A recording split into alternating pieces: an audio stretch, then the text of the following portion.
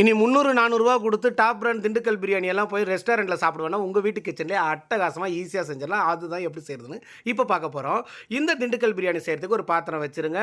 150 gram கடலெண்ணெய் போடுங்க, 100 gram நெய்யை போடுங்க, 100 பெரிய வெங்காயம் போடுங்க, நல்லா பொன்னிறமாக வதக்குங்க. ஒரு கைப்பிடி புதினாவை போடுங்க, 10 கிராம் தனி மிளகாத்தூளையும் இதோட ஆட் பண்ணிவிடுங்க. ஒரு வதக்குங்க. தக்காளியும் போட்டுருங்க. தக்காளி போட்டு ஒரு பெரட்டினோடனே கலர் நல்லா மெயின்டைன் ஆகும். அந்த டைமில் மட்டனை போடுங்க. 150 கிராம் பூண்டு, 100 கிராம் இஞ்சி, பட்டை, கிராம்பு, ஏலக்காய் மூணுத்தையுமே அரைச்சிருக்கும். அதையும் இதோட ஆட் பண்ணிடலாம். 150 கிராம் சின்ன வெங்காயத்தை இடித்து இதோட ஆட் பண்ணிடலாம். நல்லா வதக்கிட்டு 100 கிராம் தயிர், 40 கிராம் கல் உப்பு, 10 முந்திரி பருப்பு, 3 பச்சை மிளகாவை போட்டு 1க்கு 1.5 தண்ணி அளந்து ஊற்றி மூடி போட்டு வச்சோம்னா நல்லா கொச்சு கறி வெந்துடும். அதுக்கப்புறமா ஒரு அரை லெமனை புளிஞ்சு விட்டு உப்பு காரம் செக் பண்ணால் உப்பு காரம் புளிப்பு நறுக்குன்னு இருக்கணுங்க. அந்த டைமில் அரிசியை கொட்டி கைவிடாமல் ஒரு 5 நிமிஷம் கிண்டி அரிசியும் தண்ணியும் சமமாக வந்துடும். மூடியை போட்டு கொட்டை கொஞ்சம் கொளுத்தி விட்டு 30 நிமிஷம் கழிச்சு இறக்கும் போது ஒரு 50 கிராம் நெய்யை ஊற்றி தம்மை உடச்சி பெரட்டினா அட்டகாசமான திண்டுக்கல் பிரியாணி ரெடி ஆகிடுங்க. இதோட முழு வீடியோ லிங்க்கையும் கீழே ரிலேட்டட் வீடியோவில் கொடுக்குறேன், செக் பண்ணி